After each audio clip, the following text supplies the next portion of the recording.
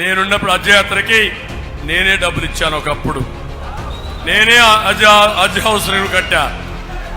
First time హజ్ యాత్రకి హైదరాబాద్ నుంచి direct flight లేపించింది నేనే. ఆ విషయం మీరు గుర్తుపెట్టుకోవాలి. ఈరోజు మళ్ళీ హామీ ఇస్తున్నా, మీ అందరికీ హజ్ యాత్రకు పోయే ప్రతి ఒక్కరికి 1 లక్ష రూపాయలు ప్రభుత్వం ఇస్తాం. దానికి ఏర్పాట్లు చేస్తాం.